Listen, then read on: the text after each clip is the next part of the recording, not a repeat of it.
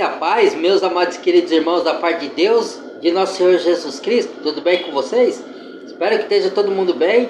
Vamos para a parte 3 de estudo, carta de Paulo, estudo aos Romanos. Vamos lá.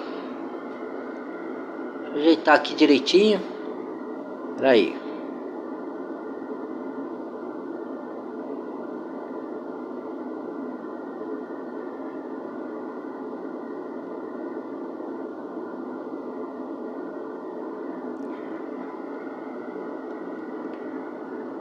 Aqui. Vamos lá. Romanos 8. Portanto, agora já não há condenação para os que estão em Cristo Jesus, porque por meio de Cristo Jesus, a lei do Espírito de vida me libertou da lei do pecado e da morte. Porque aquilo que a lei fora incapaz de fazer por estar enfraquecida pela carne, Deus o fez, enviando seu próprio Filho, à semelhança do homem pecador, como oferta pelo pecado. E assim condenou o pecado na carne, a fim de que as justas exigências da lei fossem plenamente satisfeitas em nós, que não vivemos segundo a carne, mas segundo o Espírito. Quem vive segundo a carne tem a mente voltada para o que a carne deseja, mas quem vive de acordo com o Espírito tem a mente voltada para o que o Espírito deseja. A mentalidade da carne é morte, mas a mentalidade do Espírito é vida e paz. A mentalidade da carne é inimiga de Deus porque não se submete à lei de Deus, nem pode fazê-lo. Quem é dominado pela carne não pode agradar a Deus. Entretanto, vocês não estão sob o domínio da carne, mas do Espírito, se de fato o Espírito de Deus habita em vocês. E, se alguém não tem o Espírito de Cristo, não pertence a Cristo. Mas se Cristo está em vocês, o corpo está morto por causa do pecado, mas o Espírito está vivo por causa da justiça. E, se o Espírito daquele que ressuscitou Jesus... Jesus fala assim, se permanecerdes na minha palavra, verdadeiramente sois meus discípulos. E se verdadeiramente tiverdes em mim, eu estarei em vós. E conhecereis a verdade, e a verdade vos libertará. Então, seja, se permanecerdes em minha palavra, não pode desviar da palavra. Isso que é desviar, não é desviar de igreja, tá? Irmão, você está desviado de Deus, que você saiu da igreja. Não, é desviar da oração, da palavra e do propósito que Deus tem de salvação para as nossas almas e para a gente cumprir o que agradava aos olhos de Deus, cumprir a bondade, a justiça, a verdade, a andar no Espírito, né, fazendo o bem, entendeu? É isso. Entre os mortos habita em vocês, aquele que ressuscitou a Cristo dentre os mortos, também dará vida a seus corpos mortais, por meio do seu Espírito que habita em vocês.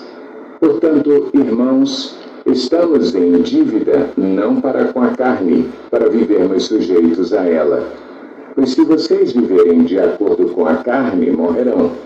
Mas, se pelo Espírito fizerem morrer os atos do corpo, viverão, porque todos os que são guiados pelo Espírito de Deus são filhos de Deus.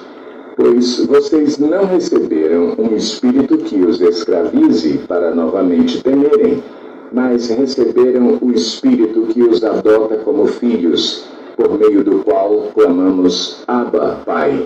O próprio Espírito testemunha ao Abba, Pai é paizinho. Nosso Espírito que somos filhos de Deus. Se somos filhos, então somos herdeiros. Herdeiros de Deus e co-herdeiros com Cristo. Se de fato participamos dos seus sofrimentos, para que também participemos da sua glória. Considero que os nossos sofrimentos... se de fato participamos do sofrimento de Cristo. Por isso que os apóstolos passaram. E a gente passa. Paulo falou, participeis para Timóteo, participeis das aflições de Cristo, para serem filhos, entendeu? Mas em tudo somos mais que vencedores em Cristo Jesus. Sempre Deus vai nos dar vitória, irmãos. A gente passa por aflição nesse mundo, mas suportai-vos, porque lá tem a vitória, tanto aqui na terra como no céu. Você não vai ter a vitória só na vida eterna, você vai ter a vitória sobre os seus problemas aqui. Isso que significa andar sobre as águas, mover montanha. Tipo, você tá andando no caminho, aí vem as aflições, vem o inimigo, vem te atacar, vai colocar, mover situações no seu caminho. Aí você fala, sai montanha da minha frente que eu quero passar em nome de Cristo. Aí você anda sobre as águas, você enfrenta as dificuldades, você não foge dela. Você enfrenta ela e fala, Senhor, luta minhas batalhas, me entrega a vitória. Só o Senhor pode fazer isso por mim, eu sou seu dependente. Eu dependo de ti, me fortaleça para eu vencer todas as coisas em Cristo Jesus. É isso. Atuais não podem ser comparados com a glória que em nós será revelada. A natureza criada aguarda, com grande expectativa, que os filhos de Deus sejam revelados, pois ela foi submetida à inutilidade, não pela sua própria escolha, mas por causa da vontade daquele que a sujeitou, na esperança de que a própria natureza criada será libertada da escravidão da decadência em que se encontra, recebendo a gloriosa liberdade dos filhos de Deus. Sabemos que toda a natureza criada geme até agora como em dores de parto. E não só isso, mas nós mesmos, que temos os primeiros frutos do Espírito, gememos interiormente, esperando ansiosamente nossa adoção como filhos, a redenção do nosso corpo. Pois nessa esperança fomos salvos. Mas esperança que se vê não é esperança.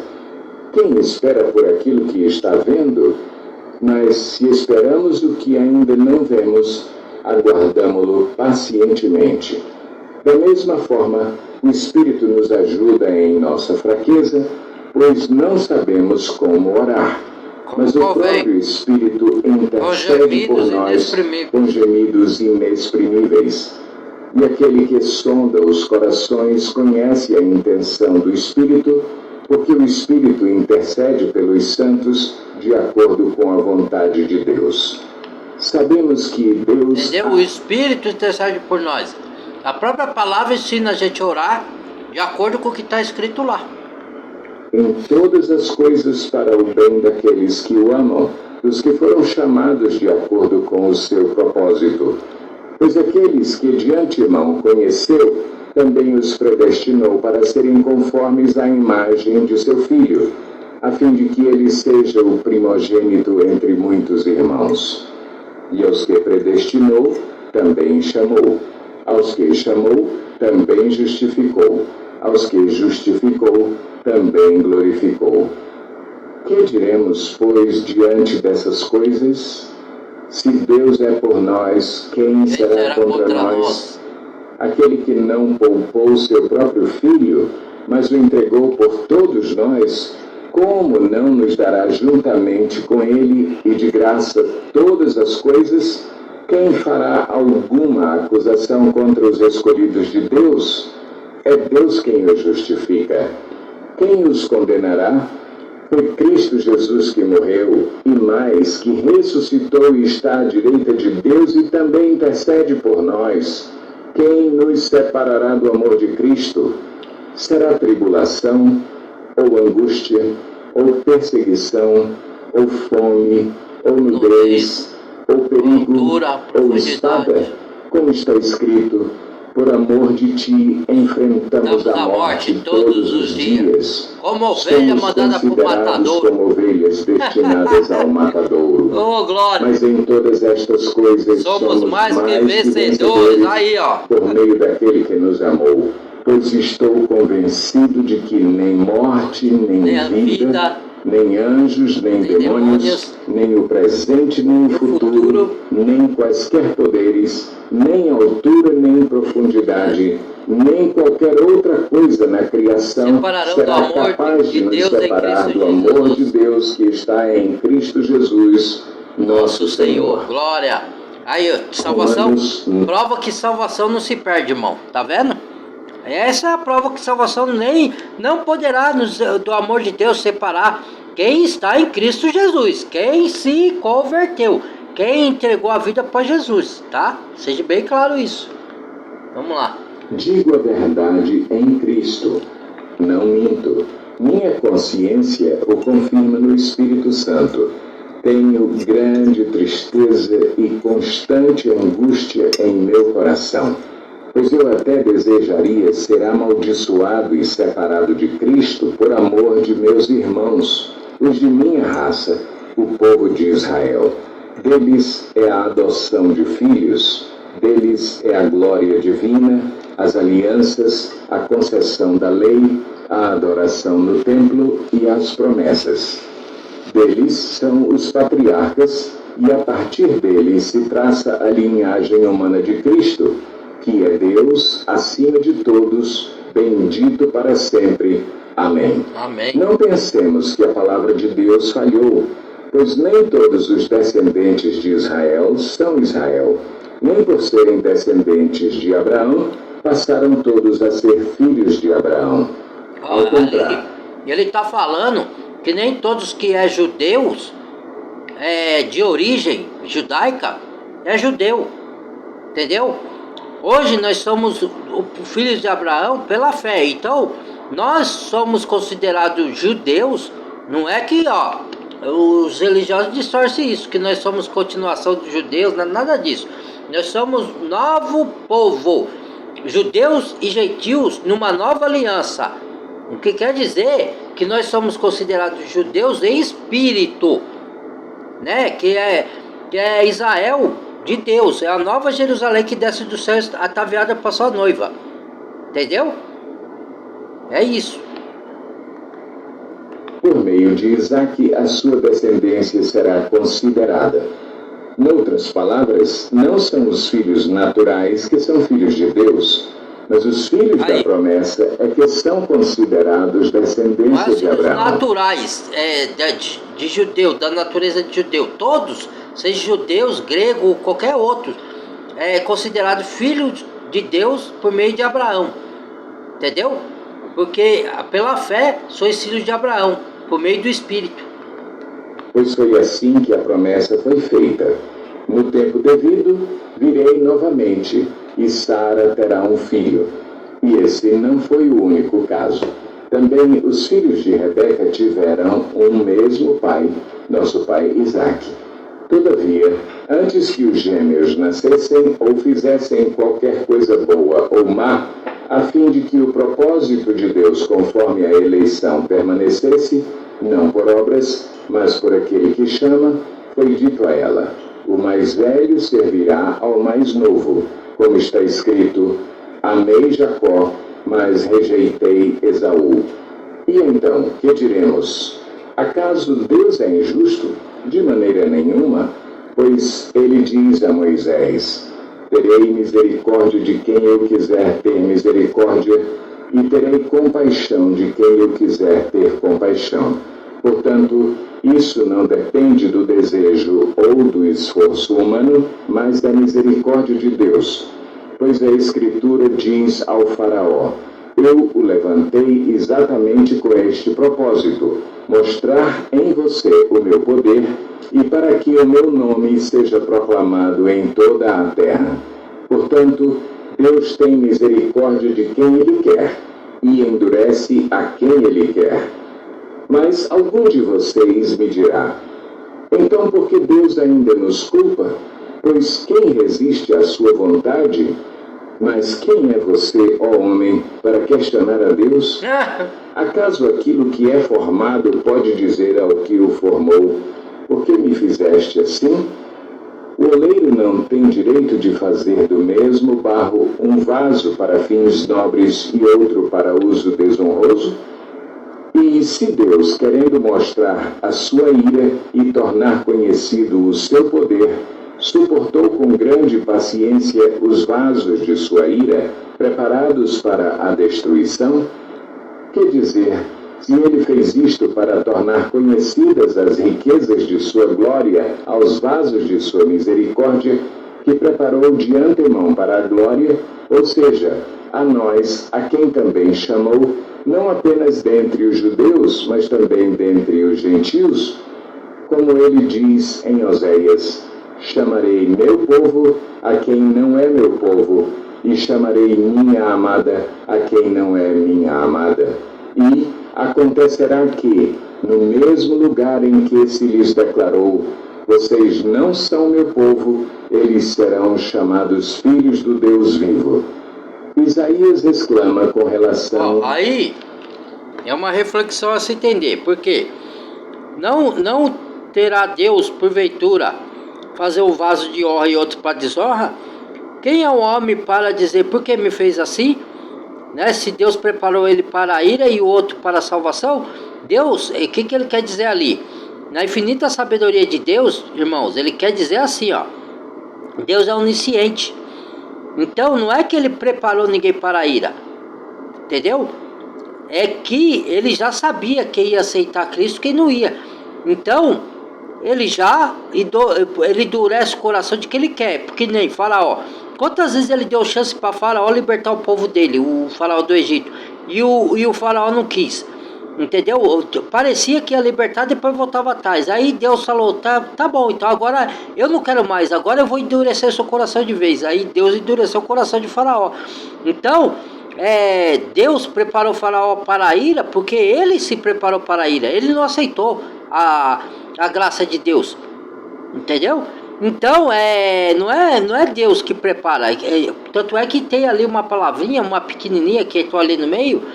E se Deus quisesse fazer assim, ele fala, e se Deus quiser mandar muito para a perdição só porque é vontade dele, quem é você para contestar a Deus? Entendeu? Mas não foi isso. Que Deus não destina ninguém para a perdição. Tanto senão Deus vai ser contraditório. Eu vou fazer um vídeo disso daí, explicando isso daí, para muitas pessoas entenderem, ó. Porque se Deus fala num versículo lá que ele quer que todos se salvem e cheguem ao conhecimento da verdade, como é que agora ele prepara um vaso para a honra e outro para a perdição? Não faz sentido. Então ele falou, tem que prestar atenção no mínimos detalhes na Bíblia, irmão, na mínima palavra. Se Deus quisesse fazer assim, quem é o homem para questionar ele? Sabe por que é o homem para questionar? Porque ele é Deus, ele é o criador do universo, ele que criou tudo.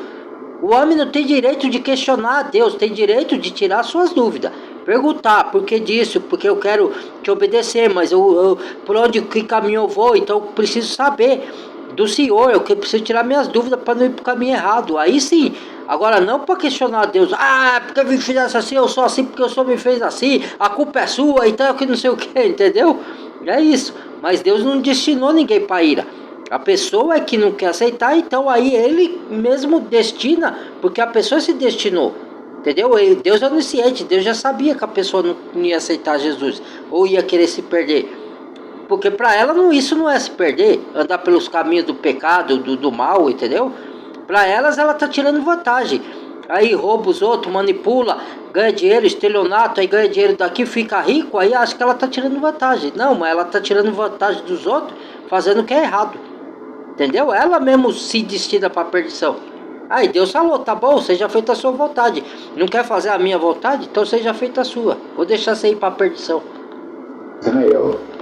Embora o número dos israelitas seja como a areia do mar, apenas o remanescente será salvo, pois o Senhor executará na terra a sua sentença rápida e definitivamente. Como anteriormente disse Isaías, se o Senhor dos Exércitos não nos tivesse deixado descendentes, já estaríamos como Sodoma e semelhantes a Gomorra. Que diremos então? Os gentios que não buscavam justiça a obtiveram, uma justiça que vem da fé, mas Israel, que buscava uma lei que trouxesse justiça, não a alcançou. Por que não?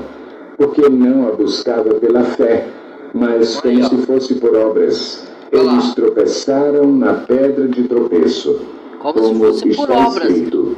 Eis que ponho em Sião uma pedra de tropeço e uma rocha que faz cair. E aquele que nela confia jamais será envergonhado. Cristo. Romanos 10. A pedra é Cristo. O desejo do meu coração e a minha oração a Deus pelos israelitas é que eles sejam salvos. Posso testemunhar que eles têm zelo por Deus, mas o seu zelo não se baseia no conhecimento, porquanto, ignorando a justiça que vem de Deus e procurando estabelecer a sua própria, não se submeteram à justiça de Deus. Não é pela nossa justiça própria. Porque o fim da lei é Cristo, para a justificação de todo o que crê. Moisés descreve desta forma a justiça que vem da lei. O homem que fizer estas coisas viverá por meio delas. Mas a justiça que vem da fé diz: não diga em seu coração: quem subirá aos céus? Isto é, para fazer Cristo descer? Ou quem descerá ao abismo? Isto é, para fazer Cristo subir dentre os mortos. Mas o que ela diz? A palavra está perto de você, está em sua boca e em seu coração. Isto é, a palavra da fé que estamos proclamando. Se você confessar com a sua boca que Jesus é Senhor e crer em seu coração que Deus o ressuscitou dentre os mortos, será salvo. Pois com o coração se crê para a justiça e com a boca se confessa para a salvação. Como diz a Escritura, todo o que nele confia jamais será envergonhado. Não há diferença entre judeus e gentios, pois o mesmo Senhor é Senhor de todos e abençoa ricamente todos os que o invocam, porque todo aquele que invocar o nome do Senhor será salvo. Como, pois, invocarão aquele em quem não crerão? E como crerão naquele de quem não ouviram falar? E como ouvirão se não houver quem pregue? E como pregarão se não forem enviados? Como está escrito: como são belos os pés dos que anunciam boas novas. No entanto, nem todos os israelitas aceitaram as boas novas, pois Isaías diz: Senhor, quem creu em nossa mensagem? Consequentemente, a fé vem por se ouvir a mensagem, e a mensagem é ouvida mediante a palavra de Cristo. Mas eu pergunto, eles não a ouviram? Claro que sim. A sua voz ressoou por toda a terra, e as suas palavras até os confins do mundo. Novamente pergunto, será que Israel não entendeu? Em primeiro lugar, Moisés disse: farei que tenham ciúmes de quem não é meu povo. Eu os provocarei a ira por meio de um povo sem entendimento. E Isaías diz ousadamente: fui achado por aqueles que não me procuravam. Revelei-me àqueles que não perguntavam por mim. Mas a respeito de Israel, ele diz: o tempo todo estendi as mãos a um povo desobediente e rebelde. Romanos 11. Pergunto, pois, acaso Deus rejeitou o seu povo? De maneira nenhuma. Eu mesmo sou israelita, descendente de Abraão, da tribo de Benjamim. Deus não rejeitou o seu povo, o qual de antemão conheceu. Ou vocês não sabem como Elias clamou a Deus contra Israel, conforme diz a Escritura? Senhor, mataram os teus profetas e derrubaram os teus altares. Sou o único que sobrou e agora estão procurando matar-me. E qual foi a resposta divina? Reservei para mim 7.000 homens que não dobraram os joelhos diante de Baal. Assim, hoje também há um remanescente escolhido pela graça. E, se é pela graça, já não é mais pelas obras. Se fosse, a graça já não seria graça. Quer dizer então, Israel não conseguiu aquilo que tanto buscava, mas os eleitos o obtiveram. Os demais foram endurecidos, como está escrito: Deus lhes deu um espírito de atordoamento, olhos para não ver e ouvidos para não ouvir até o dia de hoje. E Davi diz: que a mesa deles se transforme em laço e armadilha, pedra de tropeço e retribuição para eles. Escureçam-se os seus olhos para que não consigam ver, e suas costas fiquem encurvadas para sempre. Novamente pergunto: Acaso tropeçaram para que ficassem caídos? De maneira nenhuma. Ao contrário, por causa da transgressão deles, veio salvação para os gentios, para provocar ciúme em Israel. Mas se a transgressão deles significa riqueza para o mundo e o seu fracasso riqueza para os gentios, quanto mais significará a sua plenitude? Estou falando a vocês, gentios. Visto que sou apóstolo para os gentios, exalto o meu ministério. Ele vai falar que os gentios não podem ficar soberbo e a favor, contra Israel. Por quê? Porque se Deus cortou Israel, ele é capaz de enxertar de novo, de voltar a Israel, porque é o que vai acontecer na grande tribulação, pode crer. E do mesmo jeito que se a gente soberbecer e ficar zombando de Israel, tal, isso, aquilo, Israel, não sei o que lá, Deus pode cortar a gente também, entendeu? Cortar os gentios. E aí perder a salvação não, porque o verdadeiro salvo não perde. Perder a salvação assim, de que, como que eu posso dizer? Daquele que for soberbo e arrogante e coisa, nunca foi salvo. Então ele é um convencido, não é um convertido. Então ele não vai ter ideia e vai querer se achar melhor do que o judeu. E esse que se achar isso é que nunca foi salvo, porque ele não entendeu ainda. Entendeu? Pra você entender, você não pode... Não, que nem muitos aí tá falando, critica na guerra aí que tá tendo aí, tá criticando os judeus, eles não entenderam nada. Entendeu? Porque os judeus é a menina do olho de Deus terreno. Então eles vão se converter lá no fim. Então a gente tem que defender o povo de Israel, não ficar contra o povo de Israel igual a mídia tá massacrando e no tempo da guerra, e os governantes aí, alguns, entendeu? A favor de outras nações. Não entenderam nada. Na esperança de que de alguma forma possa provocar ciúme em meu próprio povo e salvar alguns deles. Pois se a rejeição deles é a reconciliação do mundo, o que será a sua aceitação, senão vida dentre os mortos? Se é santa a parte da massa que é oferecida como primeiros frutos, toda a massa também o é. Se a raiz é santa, os ramos também o serão. Se alguns ramos foram cortados, e você, sendo oliveira brava, foi enxertado entre os outros e agora participa da seiva que vem da raiz da oliveira cultivada, não se glorie contra esses ramos. Oliveira é Israel. Se o fizer, saiba que não é você que sustenta a raiz, mas a raiz é você. Então você dirá: os ramos foram cortados para que eu fosse enxertado. Jesus era judeu? Está certo? É judeu? Eles, porém, foram cortados devido à incredulidade, e você permanece pela fé. Não se orgulhe, mas tema. Pois se Deus não poupou os ramos naturais, também não poupará vocês. Portanto, considere a bondade e a severidade de Deus. Severidade para com aqueles que caíram, mas bondade para com você, desde que permaneça na bondade dele. De outra forma, você também será cortado. E, quanto a eles, se não continuarem na incredulidade, serão enxertados, pois Deus é capaz de enxertá-los outra vez.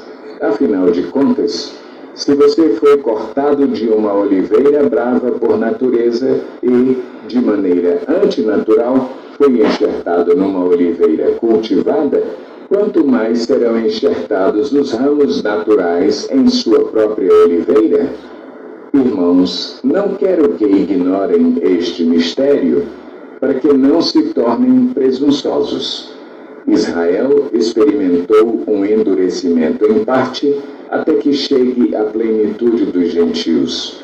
E assim, todo o Israel será salvo, como está escrito: virá de Sião o Redentor, que desviará de Jacó a impiedade.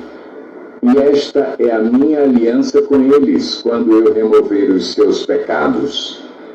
Quanto ao Evangelho, eles são inimigos por causa de vocês. Olha lá, mas eles vão se quanto à converter eleição, depois. são Agora, amados por causa dos patriarcas, pois os dons e o chamado de Deus são irrevogáveis. Assim como vocês, que antes eram desobedientes a Deus, mas agora receberam misericórdia, graças à desobediência deles, assim também agora eles se tornaram desobedientes, a fim de que também recebam agora misericórdia, graças à misericórdia de Deus para com vocês. Pois Deus colocou todos sob a desobediência para exercer misericórdia para com todos. Ó profundidade da riqueza, da sabedoria e do conhecimento de Deus! Quão insondáveis são os seus juízos e inescrutáveis os seus caminhos! Quem conheceu a mente do Senhor? Ou quem foi seu conselheiro? Quem primeiro lhe deu para que ele o recompense? Pois dele, por ele e para ele são todas as coisas.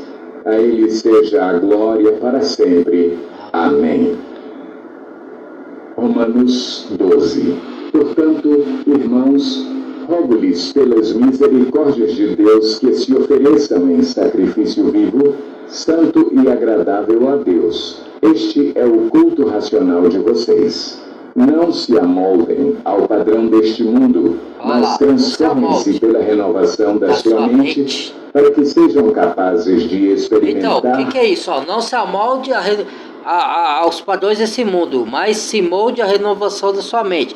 Quando você se converte, é o que eu falo, você vê o mundo de outra maneira, sabe que o mundo é enganoso, é ilusório, é uma matrix, né?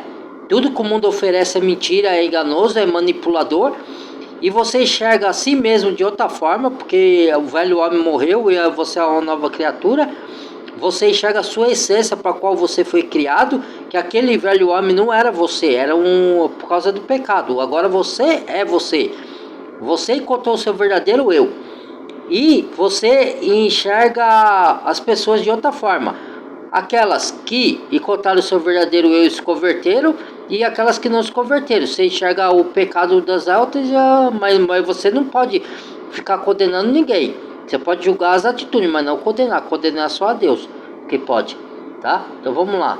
Terminando aqui. Comprovar a boa, agradável e perfeita vontade de Deus. Por isso, pela graça que me foi dada, digo a todos vocês: ninguém tenha de si mesmo um conceito mais elevado do que deve ter, mas, ao contrário, tenha um conceito equilibrado de acordo com a medida da fé que Deus lhe concedeu. Assim como cada um de nós tem um corpo com muitos membros e esses membros não exercem todos a mesma função, assim também em Cristo, nós, que somos muitos, formamos um corpo e cada membro está ligado a todos os outros. Temos diferentes dons, de acordo com a graça nem todo que nos mundo foi tem dada. os mesmos dons. Se alguém tem o dom de profetizar, use-o na proporção da sua fé. Se o seu dom é servir, sirva. Se é ensinar, ensine. Se é dar ânimo, que assim faça. Se é contribuir, que contribua generosamente. Se é exercer liderança, que a exerça com zelo. Se é mostrar misericórdia, que o faça com alegria. Todos são dons, o amor deve ser sincero. Odeiem o que é mal. Apeguem-se ao que é bom. Dediquem-se uns aos outros com amor fraternal. Prefiram dar honra aos outros mais do que a si próprios. Nunca lhes falte o zelo. Sejam fervorosos no espírito. Sirvam ao Senhor. Alegrem-se na esperança, sejam pacientes na tribulação, perseverem na oração. Compartilhem o que vocês têm com os santos em suas necessidades. Compartilhe com os santos. Não fala para compartilhar no templo religioso. Para levar lá. Os santos são as pessoas, os irmãos. Os amaldiçoem. Alegrem-se com os que se alegram. Chorem com os que choram. Tenham uma mesma atitude uns para com os outros. Não sejam orgulhosos, mas estejam dispostos a associar-se a pessoas de posição inferior. Não sejam sábios aos seus próprios olhos. olhos. Não retribuam a ninguém mal por mal. Pague o mal Procurem com o fazer bem. o que é correto aos olhos de todos. Façam todo o possível para viver em paz com todos. Amados, nunca procurem vingar-se, mas deixem com Deus a ira, pois está escrito: minha é a vingança, eu retribuirei, diz o Senhor. Ao contrário, se o seu inimigo tiver fome, dele de comer. Se tiver sede, ele de beber. Olha aí, consegue fazer isso? Você eu já vi, já. Vivas sobre a casa do Espírito Santo, não por causa de mim, não. Não se deixem vencer pelo mal, mas pague o mal com o bem. Ô, glória. Ó, lá o Senhor Jesus lavou os pés dos discípulos.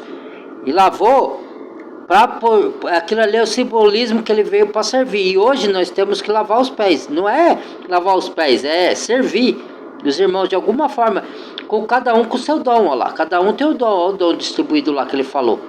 Cada um de servir, um de ensinar, outro de liderar, outro de isso, daquilo. Tem alguns que tem 3 dons, outros tem 2, outros tem 1, outros tem 4 tipos de dons.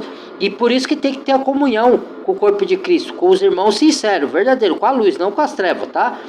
Porque um orienta o outro. O que o Senhor dá de dom e de revelação para um, ele não dá para outro. Aí o outro dá para o outro que ele tem e o outro compartilha com o outro que ele tem. Se é de compartilhar o que você tem de bênção, compartilhe. Entendeu? É isso. Então, muito obrigado mais uma vez aí, né? Que Deus abençoe a todos vocês. Amo todos vocês de coração.